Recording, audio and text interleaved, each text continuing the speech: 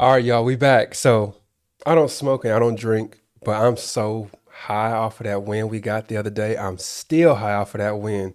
And unfortunately, I couldn't do a video because I was in Kansas City with my daughter at the hospital.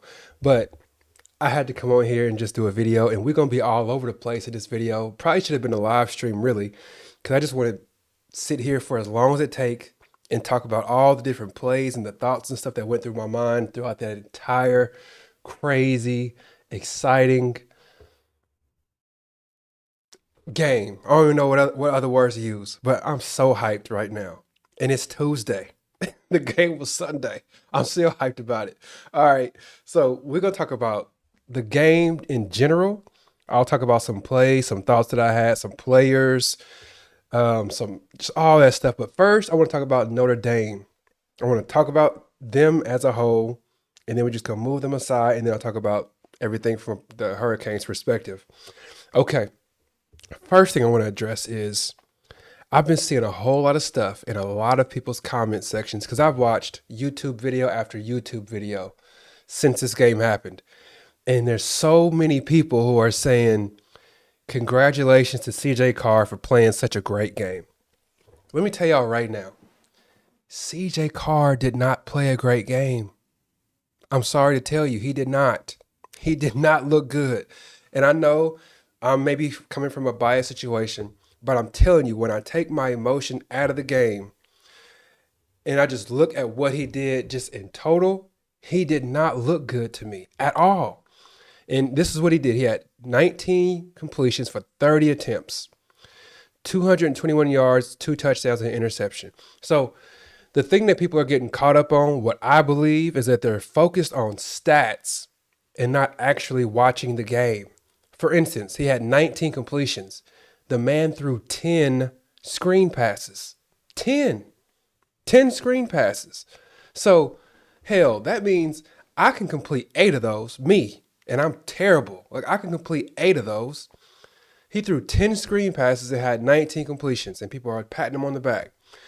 Let's talk about what else he did outside of those 10.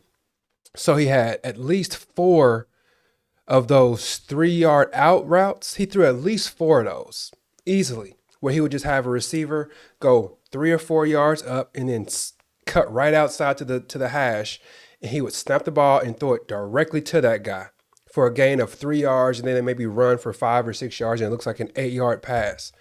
But people watched the stat sheet more than they looked at what he actually did. That I saw were on the Notre Dame fans were complaining, saying that the offensive coordinator's play calling was trash. And I was explaining to them his play calling was actually to protect your quarterback because he knew that he was outmanned. He knew he was overwhelmed. He knew that that defense he was going against was going to pick him apart if he let him just go back there and read through his progressions. He wasn't going to let that man do that. If you just watched, I've watched the game 3 times now. I'm probably going to end up watching it 2 or 3 more times this week. I've watched the game 3 times. I'm telling you, there was one time that I can think of where he was allowed to drop back and go through his progressions. He didn't even get that opportunity. It was, okay, Carr, when you get this ball, when you get this snap, you look directly down here, you throw it to this wide receiver on this screen pass. Okay, Carr, this time, get the ball and throw it to that receiver on the screen pass. Okay, this time when you get the ball, I want you to look at number 13 here because he's going to do a 3 yard out. That's your only read. So he had one read almost every single play. And people are telling me that he looked great. I'm like, I don't care if this was his first start. He looked overwhelmed to me. He threw, like, again, threw 10 screen passes, man. It had 19 completions. He had at least 3 or 4 3 yard out routes that are as incredibly safe as you can possibly be. It's almost a handoff at that point. He also had one interception in which he threw an interception on a screen pass, which is horrible. That's almost impossible to do nowadays. He had 2 intentional grounding calls that were so bad. His one touchdown pass that he had was actually not anything that he did exceptionally well, if you ask me. What happened was Miami had him bracketed. I think it was Bain on one side, and then I think it was 99 on the other side. In 99, he lost it. Like, he let him get outside of him. And that's why he ended up getting that touchdown, because we only rushed 3 and dropped 8. And somehow those 8 people who dropped back lost somebody completely in the corner. I don't know how he did. I don't know how they could possibly do that, because typically if you have 8 people playing coverage, you just line them out from one end zone all the way to the other end zone, and you just guarding the gaps.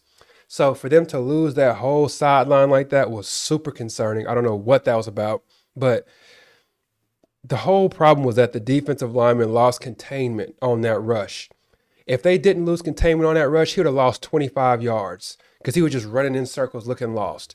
Or he would have ended up throwing the ball into the stands and not throwing it past the line of scrimmage and getting another intentional grounding. So he had 2 costly intentional groundings.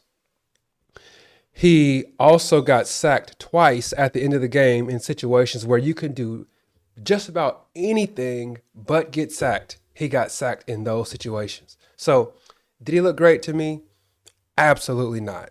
I'll give CJ Carr, and I'm not grading him on a scale of like, it was his first start, so I'm going to grade him on a curve. I'm not doing that. I'm just grading him based on CJ Carr compared to, I don't know, Cam Ward. Okay, that's what I'm going to do. CJ, or let's say 0 to 10. Cam Ward being a 10 and me being a 0. CJ Carr was somewhere like at a 5.5, maybe 5.5. He was not good at all. At all. So I'll go ahead and move past that. The next thing I want to talk about when it comes to Notre Dame. I know a lot of folks for Notre Dame was complaining about the calls, the play calling and stuff. The one thing that I would say is the only thing I heard about Notre Dame was their defensive backs and their running backs. That's all I heard leading up to this game. And of course, I watched them play a few times last year. So I'm like, we got to figure out a way to stop Jeremiah Love. And I can't think of what the other running back's name is. Jadarian Price, I'm sorry. So I'm like, we got to stop those 2. And for some reason, they just didn't get the ball. Like, that was weird to me. You can talk about the play calling as far as like what passing plays they called. I'm like, whatever, I'm not trying to hear that.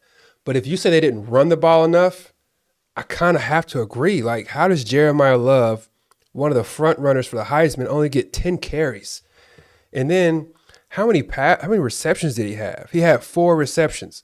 So the man had 14 touches, and he's probably top 5 football player in college football.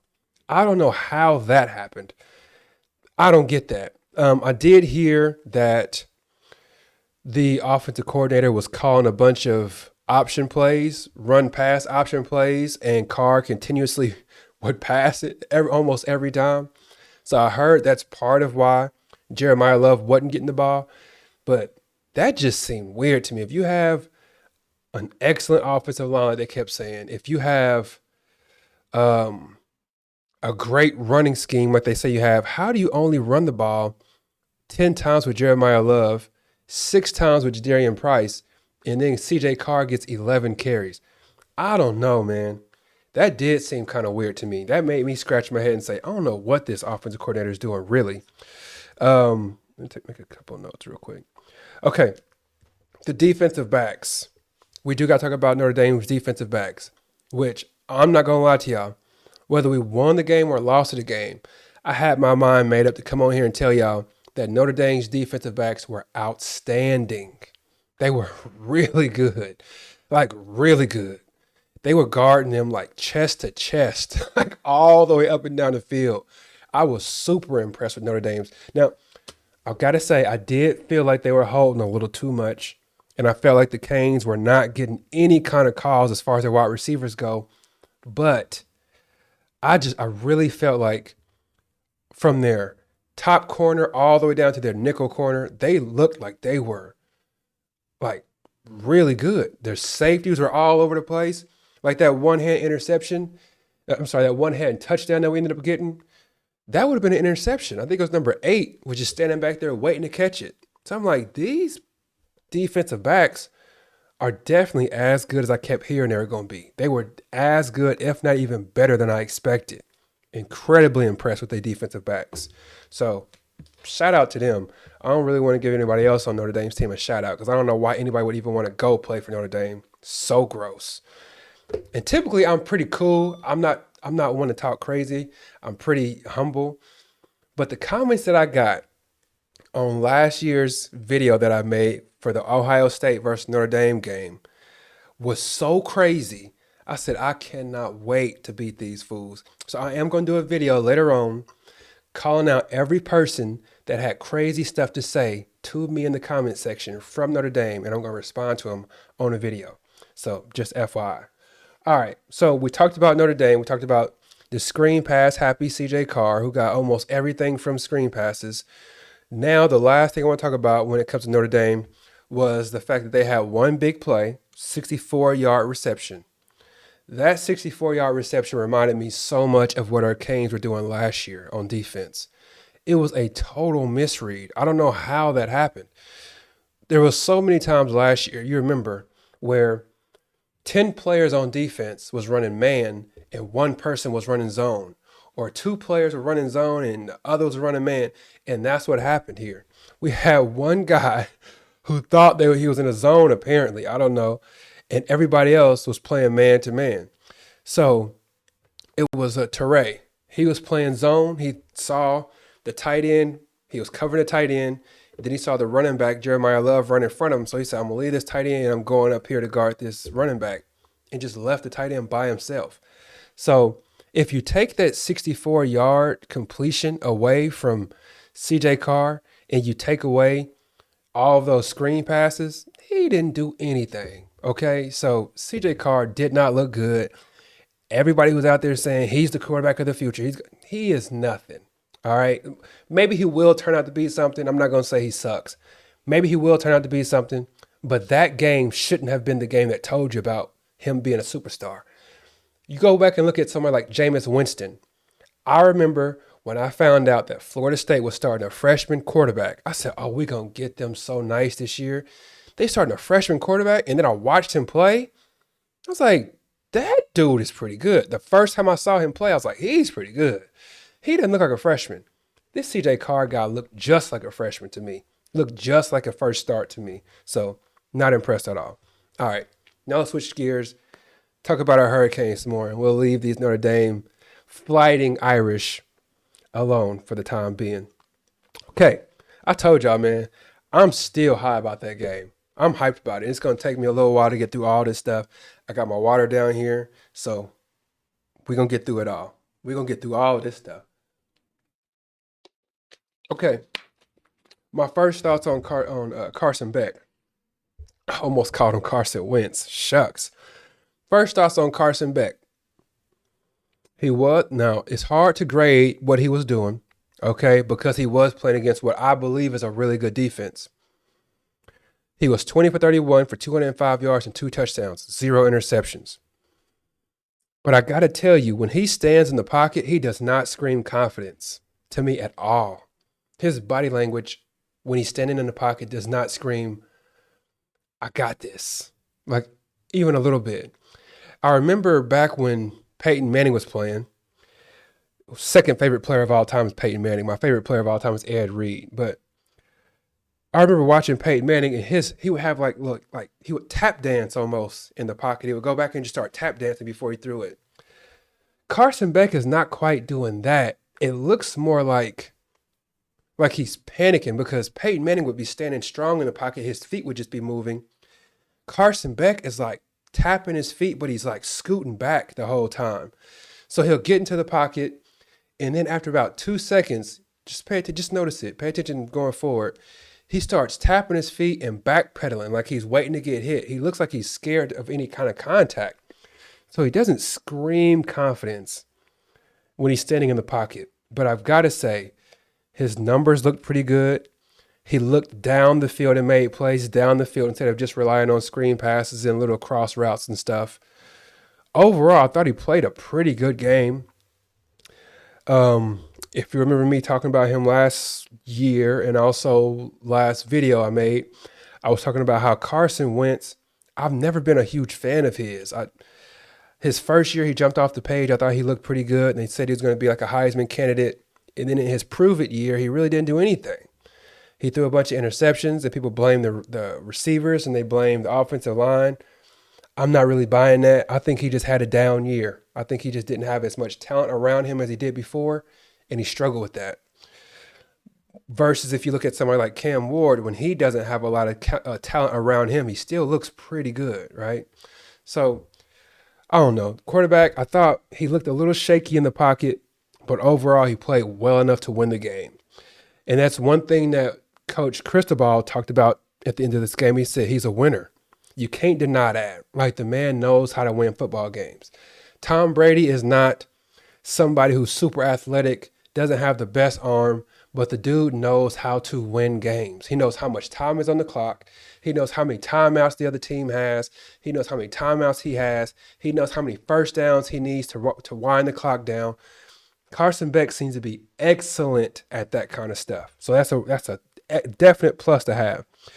The next thing I want to talk about, and I'm going to try. I don't like saying try because try is a loser word. I tell my employees that all the time. But I'm going to make a real solid effort for this to be my last comment about Cam Ward, because Cam Ward does not play on our team anymore. But I thought there was a noticeable difference in Cam Ward's release speed and Carson Beck's release speed. From the time he decides to throw it to when the ball is out of his hands, it's like almost twice or maybe 3 times as long as Cam Ward's. Cam Ward would get the ball. It didn't matter if it was a high snap, low snap. When he would throw them screen passes, it was like catch, boom, gone. Where it looks like Carson Beck has to catch it, set this foot, turn his shoulders. Like, he's got this process he's got to do before he throws it every time. It's like boom, boom, boom. And you would look at Cam Ward, he was just like catch it, gone, you know? So that kind of concerns me a little bit because obviously we've got a lot of speed all over the place. We've got playmakers all over the place. So we are going to be doing our fair share of screen passes and quick out routes and all that kind of thing. And we've got to be able to throw the ball, whether it's snapped over here or snapped over there. Got to be able to get the snap and get it out to the receiver so they can make a play as quick as possible. And there were a couple of times where Beck either had a high snap or he was just throwing off bounds a little bit, and he couldn't even complete the ball. He had 2 incompletions to screen passes because one of them was high and he couldn't set his feet correctly and he threw it down into the dirt. I'm like, that is a little concerning, but anyway. Okay, I'm done talking about Cam Ward now, okay? I'm done talking about Cam Ward. But before I do that, let me say this actually. And this sounds like hyperbole, but the only person I think compares in this way that I'm going to explain Cam Ward is actually Edgerrin James.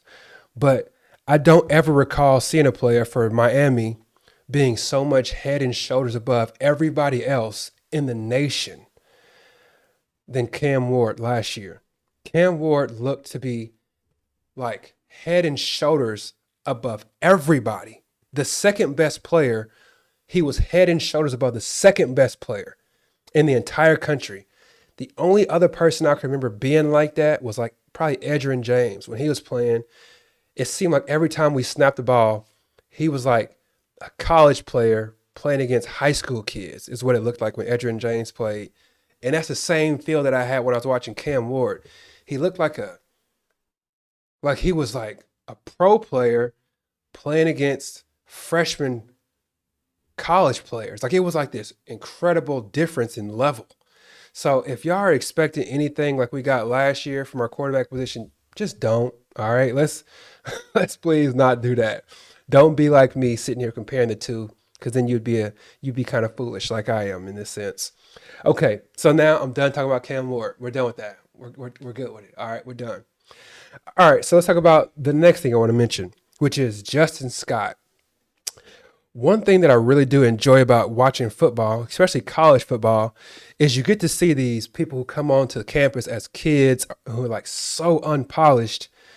And then like after a couple years, you see them actually playing. Like, I remember when Justin Scott was actually like committing to the team. And I'm like, he's a big body. He got good feet. He's going to be pretty good for us one of these days. And now to see him actually playing as well as he's playing, I think that's so cool. He got that hit off of I think it was a wide receiver screen pass, actually. He hit him, and shoot, I would have fumbled, and you would have fumbled that too. He hit him square and made that dude fumble. But I thought that was pretty cool. I thought that was real cool to see. Um, the next thing I want to talk about is and I'm going to be all over the place. Tell you that right now, be all over the place. Is our second half opening drive. I thought that was brilliant. They looked super confident, walked all the way down the field, and when they scored that touchdown, I was like, we probably gonna score about 17 more points because they made it look easy. It looked kind of like when you watch Floyd Mayweather in a boxing match, or when you watch, who else can I think of? Canelo. Typically, like the first 4 or 5 rounds, it may be kind of close, but once they figure you out, it's like, oh yeah, this game is over. This boxing match is a wrap. And that's kind of what I felt like after we scored that first. After we scored that first drive in the second quarter or second half. I'm sorry. I thought we was gonna just go on a nice little run, score about 17 more points. That didn't happen, obviously, but man, it looked really good. The run game was working. Then we started using play action off of that. They just started to look much slower than we looked. I said, oh yeah, we got them. Little did I know we wasn't going to do too much more after that. But that second half drive looked so nice to me. There was one play that I want to mention, and y'all can go back and look at this. Okay. It was 3rd and 1 in the third quarter. We were up 21-7. 3rd and 1. We hand the ball off. I think we actually ran on first down. We got a play for 9 yards. And I think the second down was a throw, and we got incompletion. So then it was 3rd and 1, and we ran the ball, and he slipped in the backfield and fell. And I was like, I got to make sure I remember that play because we had the ball going down to go up 3 possessions, in which I'm like, if we go up 3 possessions, they're going to panic. Notre Dame going to panic and start giving us all kinds of stuff. So we're going down to go up 3 possessions on a 3rd and 1, and he slips in the backfield, and we get -1 yards. I was like, oh my gosh.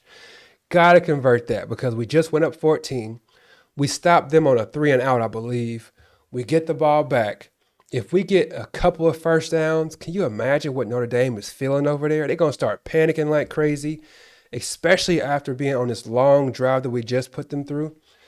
But we had a 3rd and 1 and did absolutely nothing but slipped in the backfield. That sucked. Because if you go back and just look at it, I knew it. I was like, this could be a turning point for us. And it ended up being actually a turning point. So another part that I want to talk about I wrote down was there was a 2nd and 21. We were on defense with 6 minutes and 24 seconds left in the third quarter. And I remember thinking, we got these. Like, we got them pushed back finally. They've been walking us up and down the field too comfortably. We finally got them to have some kind of penalty. I don't remember what kind of penalty it was. Sorry. But we got them to do a penalty. It was 2nd and 21. And I'm like, if y'all do not stop them here, if we give up a touchdown somehow by getting illegal hands to the face, automatic first down, or pass interference, automatic first down, if we get something like that, we're going to lose this game. But thankfully, that 2nd and 21 ended up turning into like a 3rd and 21, I think. And then they 4th and 10 or something, 4th and 8, and they kicked the field goal. So I was like, okay, we're good. They got a field goal out of it. We stopped them. They didn't score a touchdown. So I thought that was cool. Another thing I wrote down while watching this game was it looked like we were firmly in control. And I had the same thought that I was seeing in the comment section, which is it kind of looks like we letting their foot off the gas. And it was like, do we want to throttle these people or do we want to play it safe and just try to outlast them? And it looks like our coach decided that he wanted to just outlast Notre Dame. And I honestly believe that's because he was so desperate to get a W here. So desperate to get a W that he didn't want to do anything that was going to cause us to lose. He didn't want to be up 14 points and be super aggressive and throw a pick six. He didn't want to be super aggressive and have us, I don't know, do something that's going to shoot ourselves in the foot. I think he was just like, man, Let's build up a nice lead. Let's go up 10 points and let's just get on out of here. Because if you remember, after we got that interception, which was a crazy play, when Bain got that interception, we were up 7. And my first thoughts, I'm not going to lie to y'all, my first thought, I think we were on like the 30-yard line. My first thought was, we need to go up 2 possessions here, no matter what. Do not turn this ball over. We only up 7. Notre Dame's got the momentum right now. Let's just go up. Let's get a field goal and go up 10 points. Let's get a 2-possession lead. And if you just go and look at the play calls there, it's pretty obvious that they had the same game plan, the same mindset that I had. I'm like, man, we up 7. Please don't throw a pick 6. Please don't fumble. Please don't do something stupid. Let's just go ahead and run the ball on first down, run the ball on second down. And if it's 3rd and 2, run it again. But if it's 3rd and 4, go ahead and do a safe crossing route throw or something. Just something simple. Because I need to be up 2 possessions in this game. It's obvious they were thinking that. And I can't even blame them for it. The stuff that we had happen those last few games last year, the stuff that happened against Georgia Tech the last couple of years, just get out of here with the W. Let's not do too much.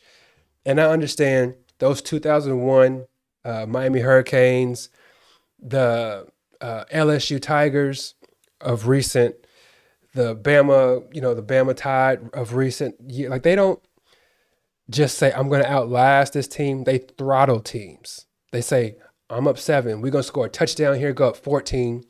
Then we're going to stop them again. We'll get another touchdown. We'll go up 21. That's their thought process. I get it. We're not quite there yet. We got to figure out how to win right now. Okay, we got to get more used to getting W's on the board. Like, once we get more used to that, maybe we can get more aggressive in our play calling.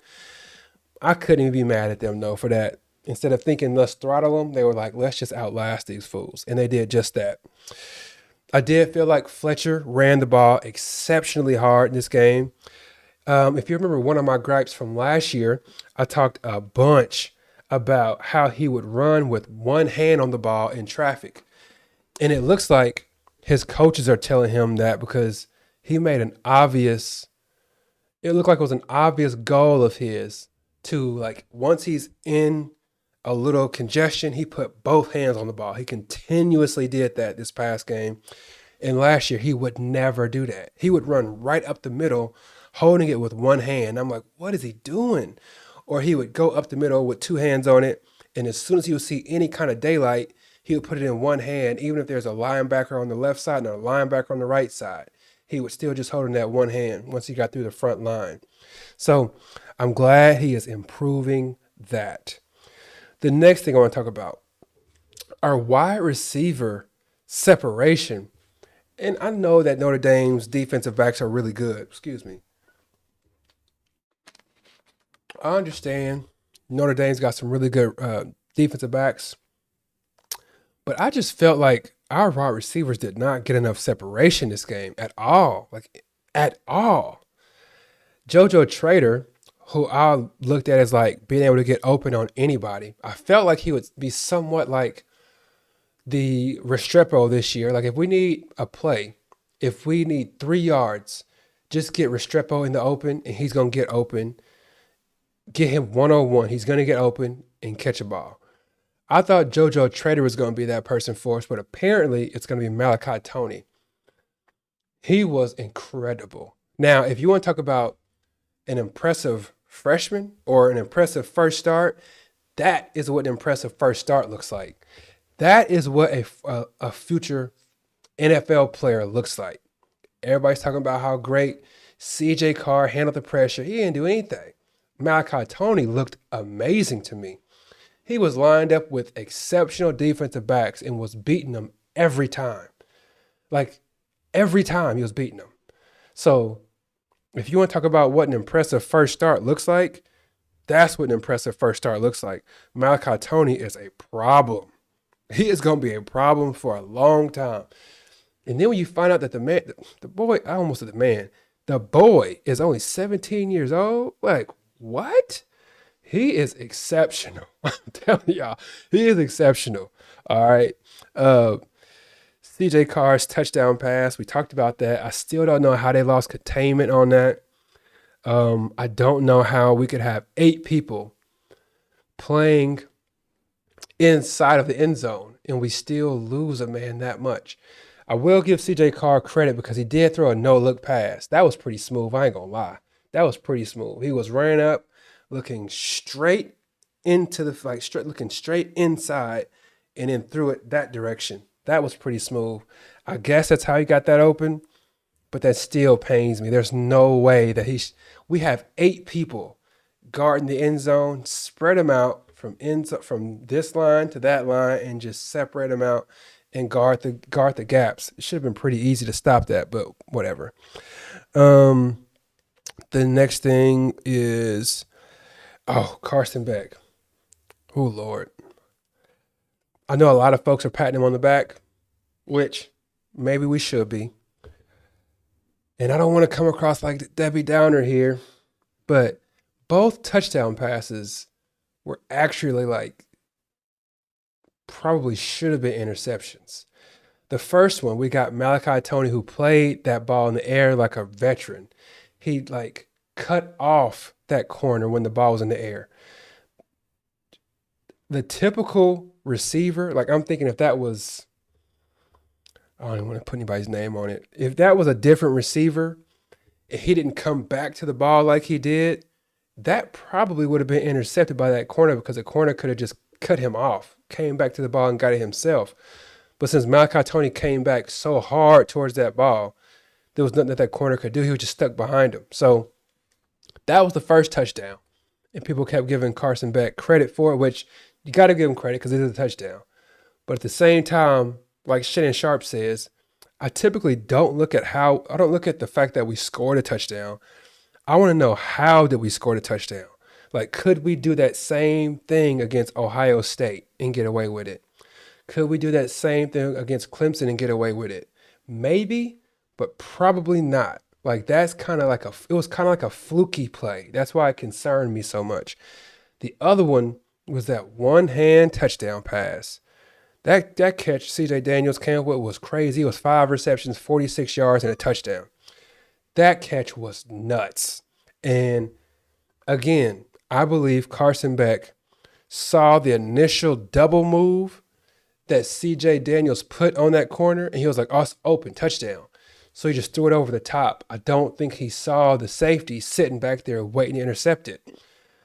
And if CJ Daniels didn't somehow get up there and snag that ball, it was an interception. And our momentum was gone. So that's what I mean. Like, yeah, we scored a touchdown. Cool. But I want to talk about how did we score that touchdown? Because the good teams score touchdowns consistently because they either outmanned or out-schemed the other team. In both of these instances, we just kind of lucked up and scored the touchdown. So those couple things, they concern me a little bit, not going to lie to you. The next thing on my list, the David field goal. So let me know what y'all think in the comment section about this. So what was your initial thoughts when you see him come trotting out there before the first field goal and they put his numbers up? And it was like, his makes and it was like his percentage from that range for the year last year or something. And I think it said either 4 of 11 or 4 of 13 or something. I was like, what? I'm thinking, who is this fool? Like, who is this fool and why is he kicking for us? Like, don't they have another brother that can play for us? Please and thank you. So them Borgalis brothers, they spoiled us these last few years. So when they trotted him out there and they showed his percentage and it was like 4 for 11 or 4 for 13 or something, I'm like, oh no. And then we had the bad snap to begin with. He didn't even get a chance to kick it. I'm like, that's probably going to be, even though it wasn't his fault, I'm like, that's probably going to be in his head. He's shot for the rest of this game is what I was thinking. So when he goes out there the next couple times, I like to say I had a lot of confidence in him, but honestly, y'all, I did not. I'm like, there's no way he's gonna make these field goals, especially because they're not chip shots, especially because this is a rivalry game, especially because it's on a Sunday. There's nothing else to watch but this game. And also because, like, it was a clutch kick. They were some clutch kicks he put in. So give the man his credit. Give the man his due. Like, Carter Davis, 2 for 2. His longest was 47 yards. He came through for us, y'all. So clap it up for my man, Mr. Davis. He came through. All right. The next thing was the delay of games. That was another thing that made me go, like, what are we doing, y'all? We got to delay a game in the first half with a coach who's been doing this for too long and a quarterback who's played too much football to be getting these delay of game calls. Especially, I don't know, yeah, I'm 38 years old. I've been watching football since I was like 5 years old. I don't think I have ever seen somebody get a delay of game on the first play of the second half. You let me know if you've ever seen that. I have never seen that before. Never. And this is a quarterback who's playing in his, I think, fifth year, right? He's played all these games. He's got national championship. He's played on all these high caliber games, and he got a delay game on the first play of the second half. I'm like, how can you do that? I'm looking at Coach Cristobal, who I'm a huge fan of, and I'm like, how you do that? Like, and Coach Cristobal looked so embarrassed when that happened. So I'm thinking, if we go 1st and 15 here and we don't get a field goal, we don't get any score, we just go 3 and out. I was like, this is going to be bad for the future because it's a killer when it comes to momentum. But thankfully, we went down and scored a touchdown. So that was nice. But man, have y'all ever seen, like, let me know in the comment section, have you ever seen anybody get a delay of game on the first play of the second half? Never seen that before. Then I want to talk about the game winning drive, the game sealing stop, and then that'll be the end of this. So the game winning drive, y'all, that was exceptional. I talked earlier about like Tom Brady effect. I'm not calling Carson Beck. God bless him, but I'm not calling him Tom Brady.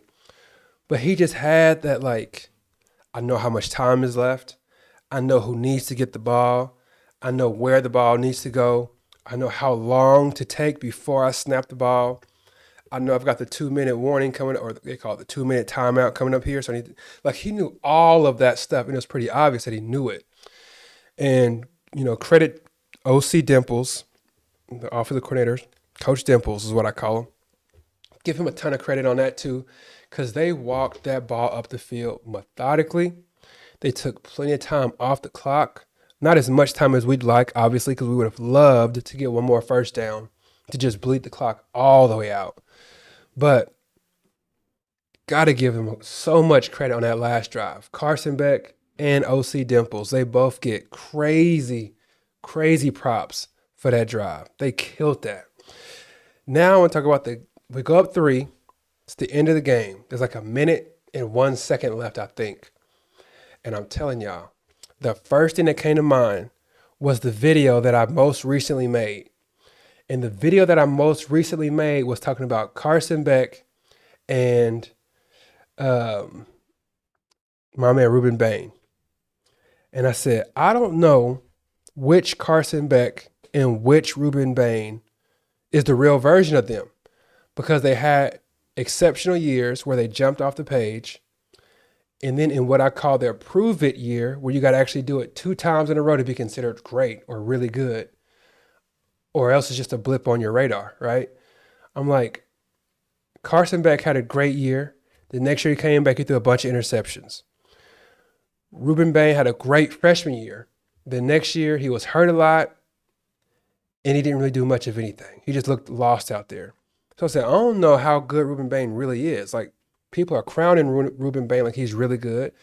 They're crowning Carson Beck like he's really good. Honestly, I don't know how good they are. They had a good year. I don't know how good they are just like every day, day by day, game by game. So We go up 3 points. And I said, okay, Carson Beck, you're getting closer to making me think that you are that Carson Beck from a couple of years ago. And I said, Ruben Bain, you've basically shut me up to this point because he did look like a force throughout that game. He had that interception that was killer. It was crazy. He turned up the field and ran up the field like Derek Brooks. Like he had a really good game up to then, up to this last drive. So we're up 3. Kick the ball off to them. And I'm like, please kick it out the back of the end zone. Do not let them return this kick. So then I think back to the video I made. I said, Ruben Bain, please prove me wrong. Like, just prove me wrong. And prove everybody else right.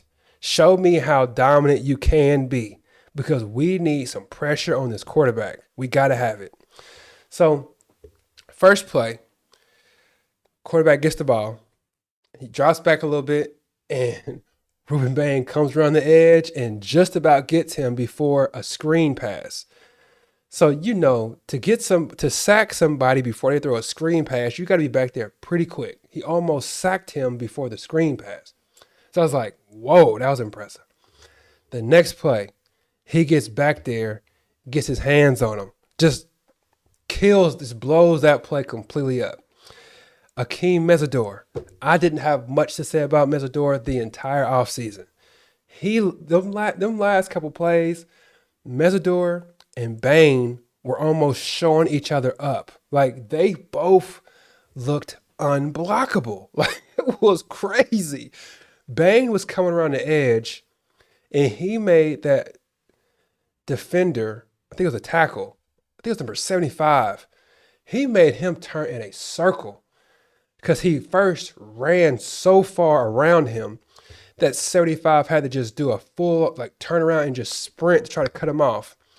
And once Bain decided he's going to cut back inward, he just pushed 75 out of the way completely. I'm like, my goodness. Like, to be that fast and that strong is incredibly impressive. So that was like the game. That was the play before the last play. So then they get back on the ball because basically Mesidor and Bain were just chasing. They were like racing to the quarterback, basically. So then we get the last play of the game. Ruben Bain, Mesidor line up on the same side of the ball. And it's like, how can you possibly stop them? Like, there's no way to stop them. I looked at the play the first time, and my thought was like, Ruben Bain is killing that dude. But then I went back and rewound the play and watched Mesidor a couple of times. Mesidor made a fool of the guy who was blocking him, a complete fool. So those two, Mesidor and Ruben Bain, I owe both of y'all and I say both, BOFE. I owe both of y'all an apology. I'm not going to apologize quite yet to our quarterback because I'm not sure who he is just yet. But Mesidor and Ruben Bain, I owe both of y'all an apology and y'all getting it from me today. I apologize. You two played outstanding. Like those last couple of drives, not drives. Those last couple of snaps is exactly why you pay and get people like Reggie White back in the day. That's why you pay and get people like Warren Sapp back in the day. Because you got to say, man, we need one stop. I need you to go get the quarterback. Go get him, Micah Parsons. Go get him. They need to drive 70 yards, 80 yards down the field. I don't know what these corners are going to do. I don't know what these safeties are going to do. I need you to go get the quarterback. Just wreck the rest of this game. And that's exactly what Ruben Bain and Akeem Mesidor did. They just wrecked that last drive. There was nothing that they could have done. They could have put an additional running back on that side. It would not have done any difference. Those two were wrecking the game. They wrecked it. So if we could see that for the majority of the game, that would be wonderful. Because it looked like Ruben Bain said, I need to get back to this quarterback to win this game. I got to do it in these last couple plays. And he just did it. So if you could somehow, I don't know how you could do this, but if you could somehow get more of that throughout the game, that would be wonderful. Because, man, you looked amazing on those plays. He got 3 tackles, 3 assists, and 0.5 tackles with an interception is what Ruben Bain finished with. Mesidor had 1.5 sacks, 3 tackles, and 2 assists. So what I saw from our Hurricanes, man, thoroughly encouraged. Before this game was played, I mentioned that the Fighting Irish and the Hurricanes both have good programs. So to assume that last year was last year's team and this year they're not going to be that good because they're losing all their players, nah, neither one of these teams have to rebuild. Both of these teams simply reloaded this year. They got players all over the field. Defensive line, linebackers, defensive backs, offensive line is crazy. Running backs are really good. I'm a little concerned about our receivers. I'm going to see what happens here. I just feel like the separation was not being created like we needed to. Tight end, didn't see anything from our tight end position this year so far. But, man, I'm ecstatic. I'm hyped. I'm elated. I'm jubilant. I don't know of any other words I could use right now. I'm high on life. I was so glad we won that game. Like I said earlier in this video, I am going to make a video just pointing out some of the stuff that some of these Notre Dame Fighting Irish fans had to say to me when I made that video explaining that I hated the fact that Notre Dame and Ohio State was playing the championship game. So I'll be making that video sometime this week because we got to give these fools the credit they deserve. We got to give it to them. We got to give them what they want. But that's all that I got for y'all today. Please do like the video, subscribe to the channel. We want to know, y'all. We want to know. We got a good little ways to go. Baby. We got this schedule. It's not easy this year. I think we could all accept the fact that last year's schedule was pretty easy. This schedule is not easy at all, man. We got Bethune-Cookman, but after that we got South Florida.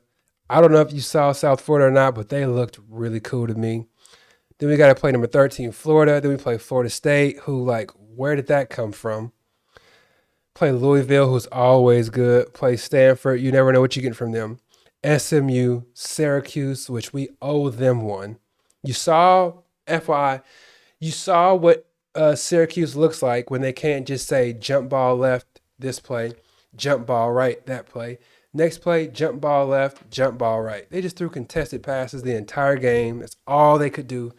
So you saw what they did week 1, what they put on the field when they can't just do jump ball left and right all down the field. NC State, they've got a quarterback. We owe him one. Virginia Tech is always giving us a good run for our money, and Pittsburgh is always decent. Our schedule is not cupcakes this year, y'all. We got, man, I will say this. If we had last year's offense with this year's defense, I would actually say that I wouldn't favor us to win the championship, but I would feel very confident that we're probably going to win the whole thing. If we had this defense with last year's offense, we're going to see what happens, y'all. But that's all I got for y'all. I appreciate you watching the video. Please do like the video, subscribe to the channel. We're going to keep moving. My phone keeps going off. Sorry, y'all. We're going to keep on moving. 1 subscription, 1 video, 1 like at a time. So thank y'all. Take care. God bless. Peace.